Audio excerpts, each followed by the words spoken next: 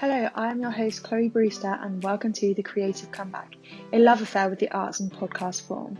I talk to creators from all different walks of life, discussing the ups and downs of being a creative in modern society, delving into the nitty-gritty of the arts industries.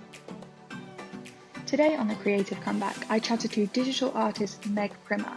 Meg is an accomplished artist with over 15,000 followers on Instagram.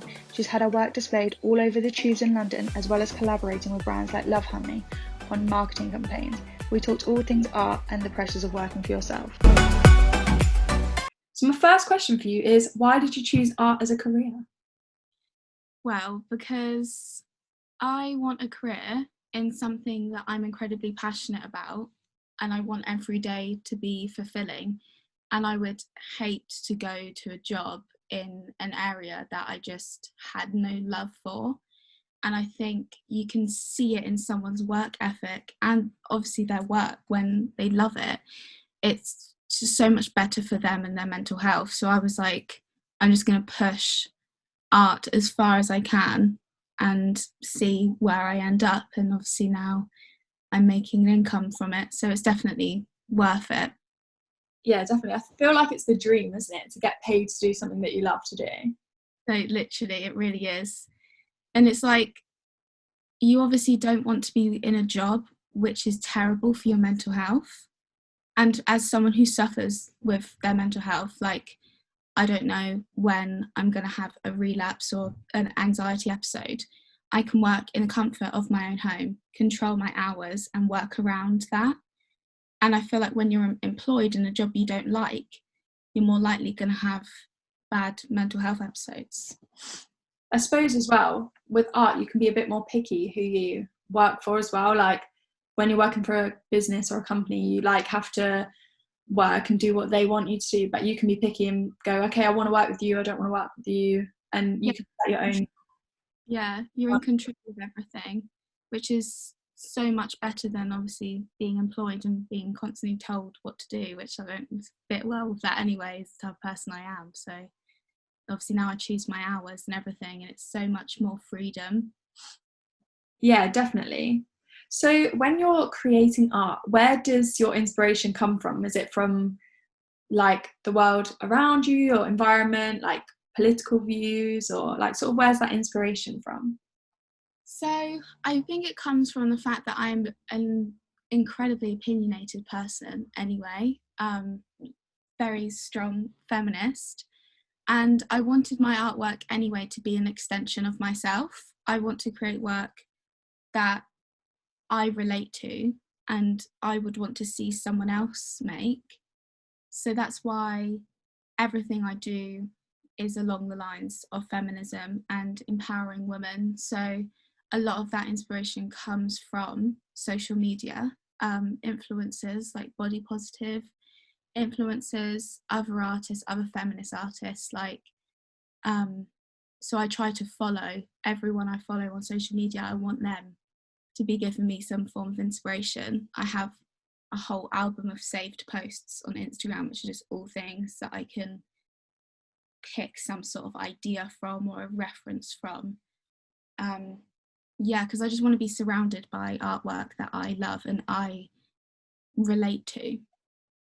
Yeah, definitely. I think as well, like no matter how hard you try, you're always going to take some inspiration from like you as a person. Like I know that when I do photo shoots, like there's always that element of, oh, I would wear that, so that's why that's been put in there, or oh, I like that style of photography, so I'm going to use it. Like it's sort of like I said, it's like an extension of you because it's your work. Yeah, definitely. So obviously at the moment we're in a pandemic. Do you feel like you've been supported mentally and financially by the government and by like your university, or do you feel like you've sort of been left to sort of figure it out yourself? Well, the first lockdown was just terrible for my mental health, my motivation to create artwork. Obviously that was at the time when term was finishing anyway, so you don't really have much to do during the summer anyway, let alone when you're in a pandemic, and it just allowed my mental health to just spiral.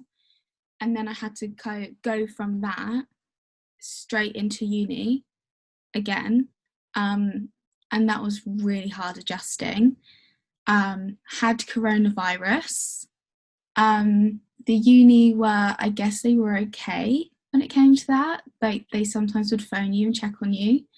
But I mean, I emailed one of my tutors saying that I had coronavirus, never replied to the email, had a tutorial with her like 2 weeks later. And she was like, oh, you look really unwell. And I was like, yeah, had coronavirus, did email you about it, didn't get a reply. So I think, some areas the uni supports you, but also the lecturers and people that work at uni are humans themselves, and they've got like a million stress, and obviously they're struggling in the pandemic as well. So I guess you can't expect people to be like really, focusing on you, because they've got a million things to focus on themselves. And also the uni have given like hardship grants, but there's physically no way to make the uni experience as good as it should be and can be during a pandemic. Especially as an art student, you need a studio, and now we can't work in studios. So yeah, definitely. I feel the same. I feel like it's not their fault. What can they do about it? But at the same time, like, the motivation and the creativity is just drained from you. Yeah, it really is. And everyone's having such a hard time at the moment, that how can we expect people to work to their best ability when we're in such a challenging time? And especially being at university, it's really important that we get the grades that we want. And I feel like we have to really strain ourselves to get this good grade, which you have to anyway. Uni's not an easy experience, but let alone trying to get a first in a pandemic. Yeah, definitely. Yeah. And I feel like you have to spread yourself really thin, because you have to do uni work, but you also need to find the money, because you're at home all the time, to find the money to pay the bills, to pay the food. Like, obviously when you're going to uni, you wouldn't spend as much money on like electricity or like food, because you're just there all the time, you just don't leave. Yeah, I definitely feel you spend more money on food during lockdown, because you have less motivation to do stuff. Some like takeaway, that's the aim every night. It's the only fun now. The only fun in life is like getting food delivered. That's it. It's one of those things as well. It's like, oh, can't do any work until the food's turned up, and it's like, oh, it's going to take an hour, so it looks like I'm not doing any work till after food, and then it gets to after food and you're like, oh, don't want to do any work. Yeah, so I'll order some sushi for lunch, and that will motivate me to continue my work. Doesn't happen, but you have to tell yourself that that's what you're going to do. Yeah, literally. And I feel like we were saying earlier about sort of taking inspiration from like you as a person and around you, when you're just sat in like a bedroom, like 4 walls around you, how are you supposed to like find that creativity when you're looking at the same 4 walls all the time? Yeah, especially if, like me, I'm in a student house and I'm not allowed to put things on the wall. Luckily, there was one hook that I could put a piece of my artwork on, and I've stuck some things in my bookcase, but like, you can't, because I feel like when you can work in a studio, you're surrounded by so much artwork all the time, other people's and your own. You can make your studio space yours and put stuff up everywhere. And now you have to work in an environment that just doesn't allow that creative energy to flow. And I think that's something I have spoken about a lot with people in my art course, like how much we miss using the studios, in the sense of we can walk around and look at everyone's artwork and have like informal group crits and stuff. And now you can't do any of that. You have to look at people's work over Zoom, which is just not the same. Yeah, definitely. And it's like that physical interaction with like other people's art, like you can see what like sort of fabrics they've used, or what, like whether they've painted it on paper, done it digitally, like you get a better view of that. And I feel like when you can't see that, it's sort of like you just can't take inspiration, because half the time it's blurred. So it's like you're like, yeah, that's so good, but you can't even really see what it's like. Yeah, you really can't. You get like a rough grasp of what their art would look like, but you can't see, you know, some people work such large scale and you really can't see that obviously over Zoom. You can just see you know, what their webcam's showing you, or like the rough pictures they've taken. It's like, you know, you can't go to, obviously there are art galleries that have done things online, but that artwork is never going to look the same through a screen than it does actually seeing it in person. Yeah, definitely. I mean, I know, like, for example, when I went to Paris, I went and saw the Mona Lisa, and it's like you see it online all the time, and then I saw it in person, and for some reason it's not the same. Like, you look and you go, oh wow, it's so different, because the colors are like slightly different to all the pictures that you see of it. And even when I look back, like, at the pictures I took on my phone or whatever, I'm like, it didn't look like that in person. Like, it's so much, like, the colors richer, and you can see the paint strokes, and it's just like completely different, isn't it?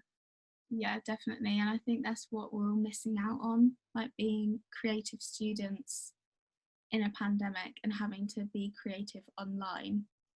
It's just so hard. So hard. Yeah, I know for me, obviously, none of the shops are open, and I get a lot of like styling inspiration from being able to like walk into a shop and go, oh, this type of fabric is going to go with this, let's put them together, rather than like online. I'm like, you can shop online and then go, oh, they'll go together, and then it turns up and they're two different shades of pink. It's just not the same. Yeah, definitely. It really is. It's such a struggle, but you know, we're getting through it, but it's a nightmare. Definitely. So, sort of leading on from that, do you feel like the government try to belittle the arts industry and make them seem like they're unskilled, even though being in the industry, you sort of know that it takes years of practice to get to where you want to be? Definitely, because even the advertisement they posted about retraining, they would have had to get like a graphic designer to make that for them. So it just made their whole argument stupid. Nearly everything we consume, advertisements, websites, is made by creatives, you know. So it's just everything we see basically that allows, you know, us to be consumers is made by graphic designers. They're incredibly important. The fashion industry is incredibly important for income and like bringing money into the country as well. It's just so strange to belittle the creative industry when you basically need the creative industry in nearly all other branches of work. Even like restaurants, like designing their menus and designing their websites, they're all done by creatives. Yeah, definitely.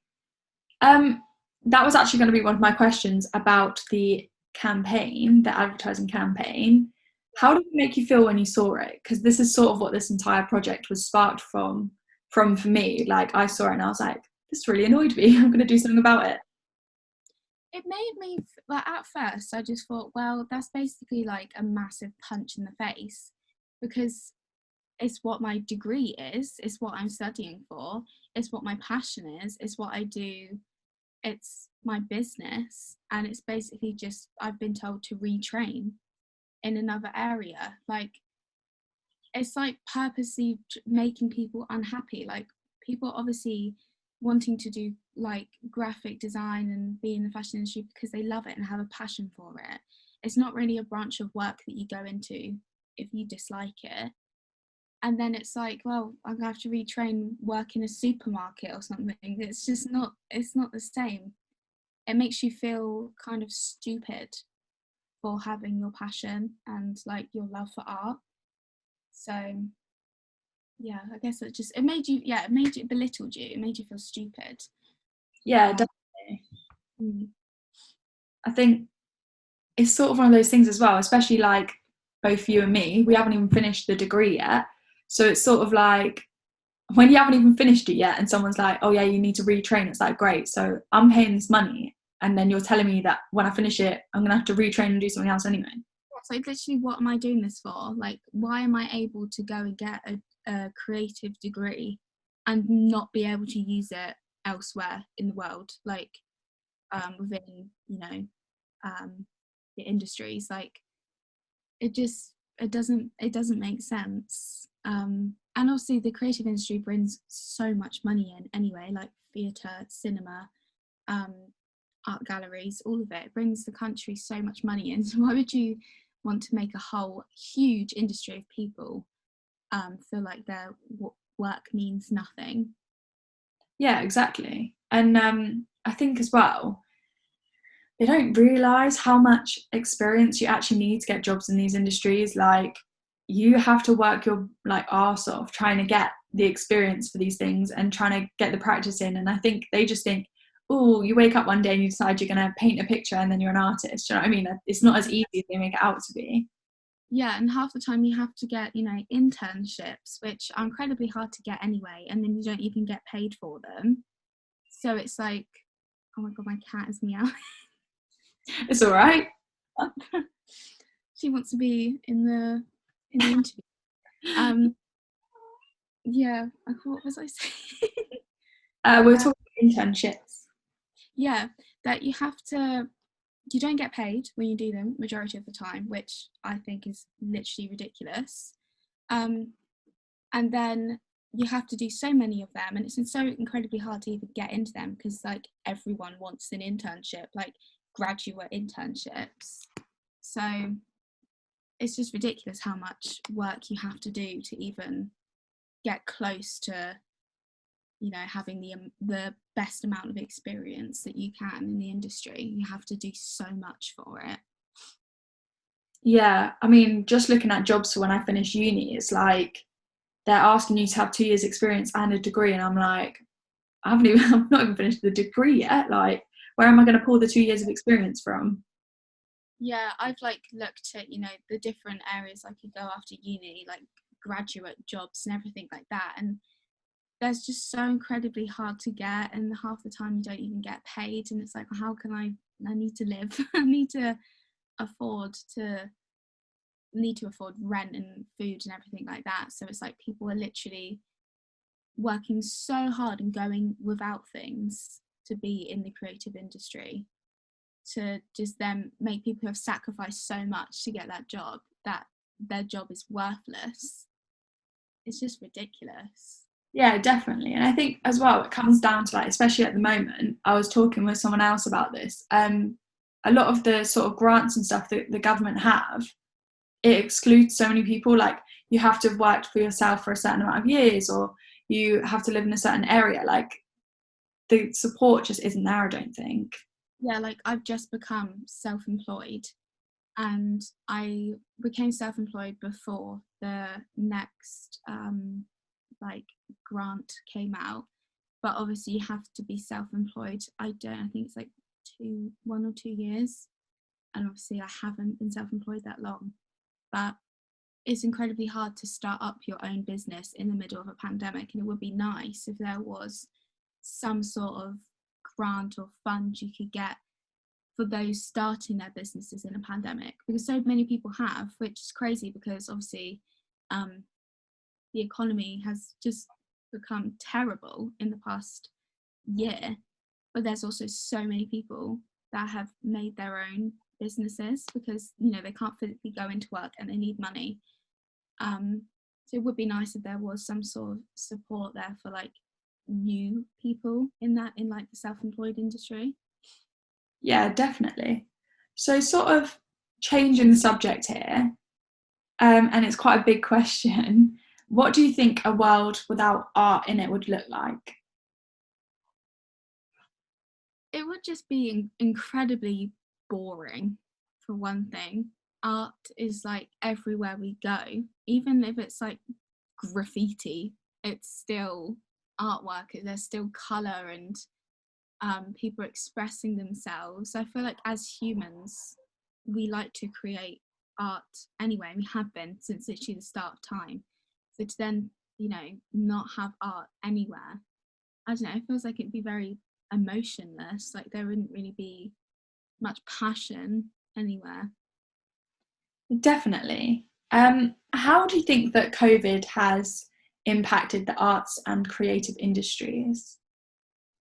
Well, I know that I was invited to be in my first like exhibition in partnership with a like art company called Femdemonian and the Special Patrol Group, which was right at the start of March, just before the first lockdown.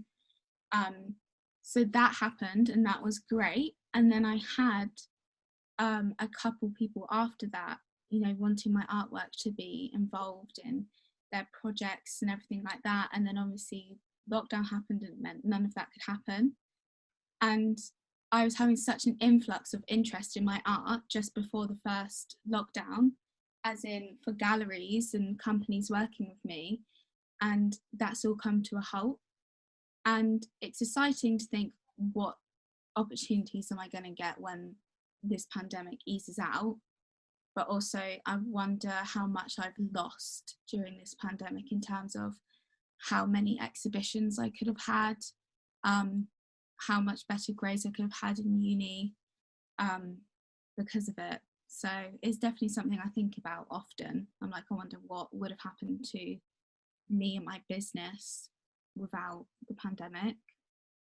Yeah, there's like a massive like what if cloud sort of hanging over your head, like you said, would things be different? Like, would you be like in the same place you are now? Like, would you be in a better position? Would you be in a worse position? Like, it's that never knowing as well, like what could have come from. And like you said, like how annoying that you get your first exhibition and then literally like a week or two afterwards, it's just all that interest that you got is just pulled away.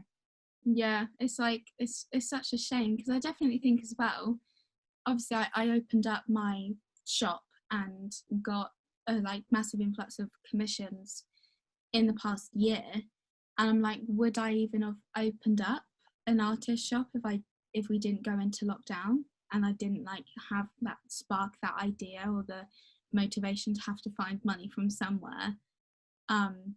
Would that have even happened? And if it did, would it have happened as fast, and would it have been the same? Because I definitely question that, because I'm like, I think lockdown it's been terrible for me and my mental health, but has also allowed me to create an income and be self-employed. So I guess there are positives and negatives to it. Yeah, it's like swings and roundabouts, and like in a way it's pushed you to think outside the box within the art that you create, but then at the same time your motivation's like completely gone. Yeah, it's the art block is insane how often I get art block as well. Before lockdown, I would, you know, always have ideas and wanting to create things and had all these projects, and now I would say every 2 to 3 weeks I have a really bad art block period, and I just don't want to create anything. I don't like anything I make. Everything I make, I look at it and I'm like, that could be better, or that's really bad. And that's like genuinely the first time I've ever felt that way about my artwork. I think as well, it's like it comes from there, you spend so much time looking at it, like when you're in uni or whatever, you create the artwork and then you sort of put it to rest. That's it, like you've done it, it's gone. But because you're at home and you spend more time on it, you're just constantly staring at it, and that's when you like pick things that are wrong with it, like, oh, I wish I hadn't done that, or I wish I'd done that. And then it's like a never ending circle. It's always just going to be like, in your eyes, not enough. Especially when it comes to like all my artwork gets posted on social media, so you don't only have the pressures of what are other people going to think about my artwork. You're your own biggest critic when you have art block anyway.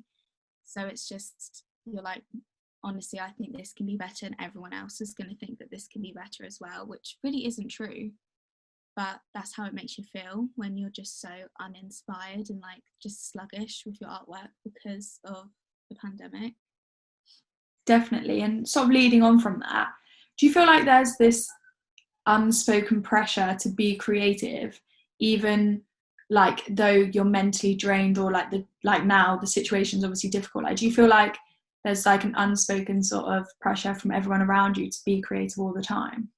Yeah, especially when it's become your job and you feel guilty when you're not making things and creating things and coming up with ideas. And then you don't want to disappoint people either, especially like because I have a small audience now. I don't want to disappoint anyone. I want to bring out new content and new ideas. And I think, well, when I've got this art block, everyone's going to notice, everyone's going to know, and like people are going to unfollow me and they're not going to want to engage with my content anymore, which is just ridiculous. It's not true, but that's how it feels when you're so uninspired.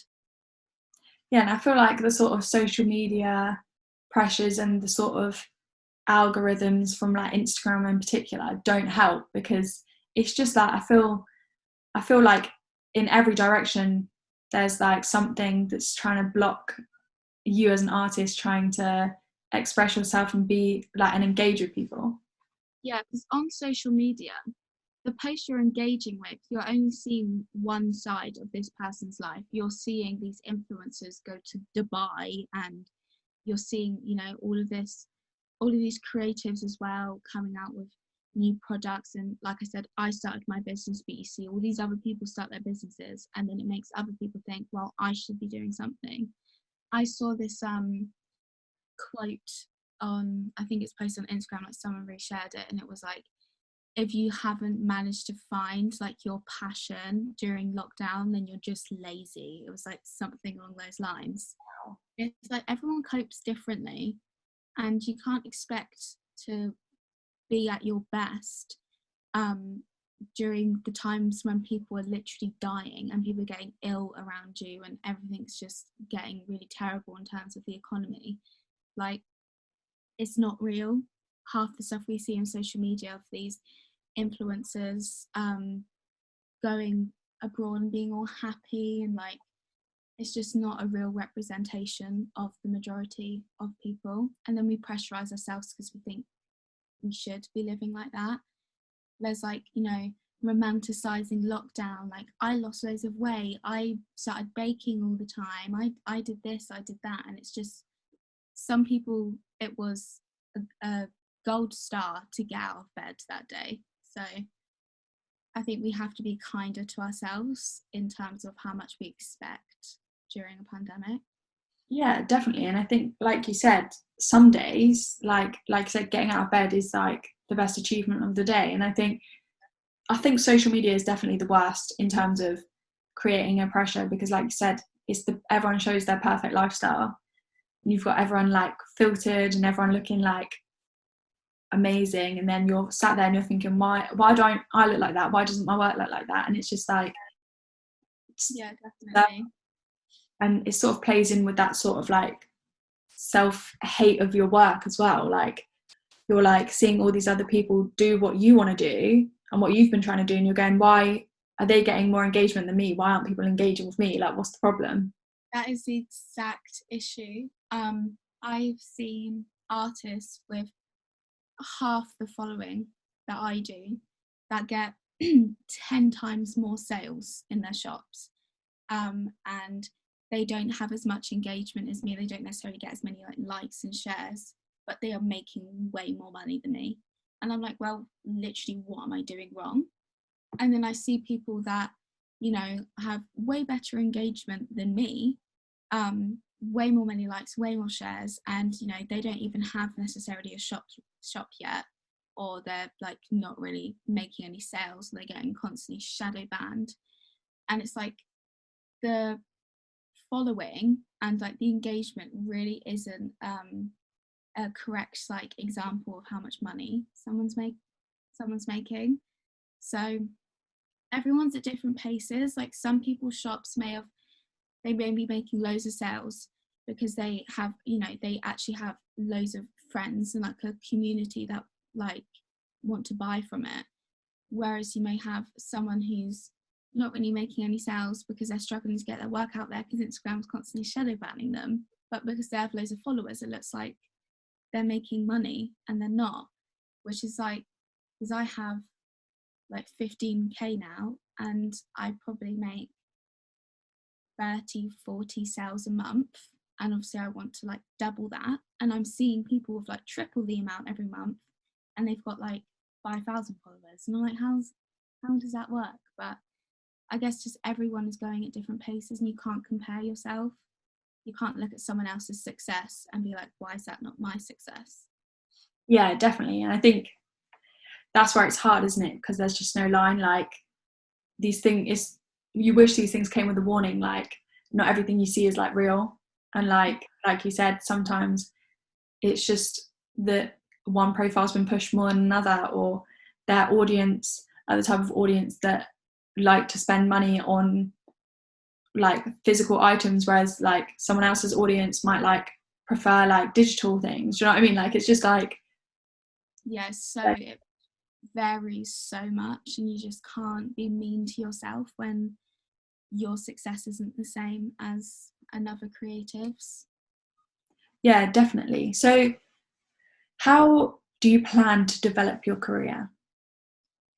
So I think for the next year, I want to every couple months come out with something new that expands the amount of products that I have in my shop anyway, and different price ranges for people that, you know, want to support you as an artist but they don't necessarily have a lot of money, and keep things interesting, and then generate enough of an income for me to have a studio and just work from my studio full time. I would like to be doing commissions and working in my shop full time, and that be my main income. And obviously I would love to collaborate with more companies that hold the same values as me, you know, like Love Honey and companies like that I've worked with, Dope magazine, that are just so similar to me, and that's what I want to continue doing, and just branch, you know, the companies that I can work for, and hopefully in, you know, a year or two I'll be in like a really good space with my business. Yeah, definitely. Do you think that sort of the development of your career is supported by your university, or do you feel like it's sort of you've got to figure it out for yourself? Well, the university haven't really done like anything for me in terms of my career. It's only really been in the past couple months that a couple of my tutors have like fully recognised that I have like a social media following, and that I'm making this kind of art because, you know, that's who I am. And I haven't had, you know, any support really in like what companies I should talk to and what connections the university has, which they can then like branch you on. I feel like everything you have to learn on yourself, like everything is by yourself, which I guess, you know, that's how you learn. But it would be nice if, you know, the university showed more specific interest into students that are trying to make a living while they're at university, because it's really hard. It's really hard to do a degree and run a business at the same time, and then get no support from the university in terms of that. Yeah, definitely. And sort of, obviously, you're saying you find opportunities and things yourself. So how do you do that when you look for opportunities? Like, how do you find them? So it has been literally, I think I watched, it was like a marketing video, and it was that you can make different kinds of connections, whether that be just liking a company's photo on social media, to following them, to DMing them, to tagging them in your story. They all build up, and they all build up relationships. So I just started to build relationships with companies similar to me. I just followed like erotica, sex toy companies in hopes that they would see my artwork and want to work with me. Different, you know, even different lingerie or makeup companies, like hoping that, you know, you'll form a relationship with them. And even if it's just sending a DM that you'd happily work for them if they needed a graphic designer, or sending out a bunch of emails to like companies that you would like to work with. Because I think I started to email like people from artist callings on social media, like magazines that are looking for artists to input their work. And I started doing that, and then I was like published in quite a few magazines in the last 6 months, just because I've reached out, and then they found me through other magazines. When I worked with Special Patrol Group last March, where they put my artwork on bus stops and stuff and on the tube in London, I then had a magazine come to me and say, oh, we saw your work and you worked for Special Patrol Group, so we'd like to work with you. Once you have a one connection, they will all start coming. And sometimes they're quite fast. You get quite an influx of companies wanting to work with you at once.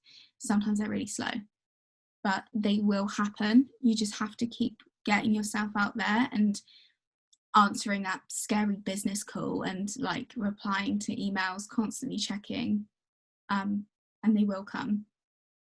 Yeah, you like pull the thread and it all sort of starts to unwind. Yeah, definitely. So my final question for you is, what are your overall thoughts on the underfunding of the arts industries and how creatives and artists have been treated during this pandemic?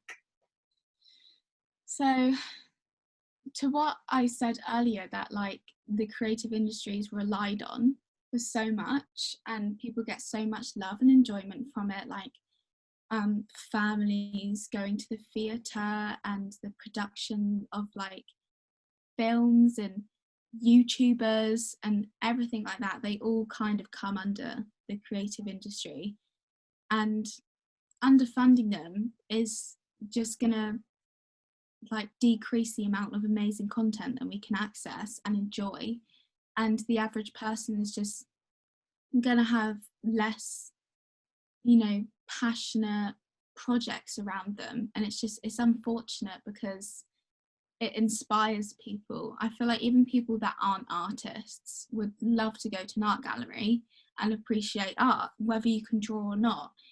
I appreciate a film, whether I can make and produce a film.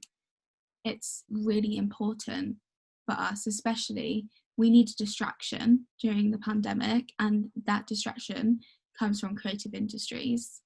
So it just feels like it's going to make the world more bland. There's going to be less fun things to access out there because the creatives aren't getting enough money and they can't do as much as they would do previously. It's a shame, I feel. Yeah, definitely. And I think even just looking at Southampton, like so many of the music venues and things like that have had to fight so hard just to get that bit of funding to stay alive. And yeah, like, it's just so sad because some of them haven't made it through, and it's like we're losing places and we're losing things that sort of we've always loved and in normal times would rely on, and it's just been disregarded. And like even coming down to like the funding for schools and stuff like that, when I was doing some research, like a lot of primary and secondary schools don't do art, music, that kind of thing, because they can't afford the supplies for it because they've had their funding cut for it, and it's been pushed towards science or English or maths. Yeah, which is just such a shame. Like, I realised I was good at art and I had a thing for art in secondary school. And if I didn't have that experience of trying out art, from ages like 11 to 16, I don't even know if I would have, like, you wouldn't have been able to do that at college and then go on to doing that at uni because you had no idea if you were even good at it or if you even liked it. And it's just such a shame because there's so many like creative minds that are like ready to burst with like ideas and passion, and they don't even have an outlet for it because there's no funding. Yeah, definitely. And like you said, like if you didn't do that in GCSE or in secondary school, you need to nurture it. It's something that obviously grows with time, and Yeah, you step behind everybody else. If you just happen to go to a school that doesn't have funding for it, then yeah, you're already like 5 years behind. yeah. Well, thank you for answering all of my questions. It's okay.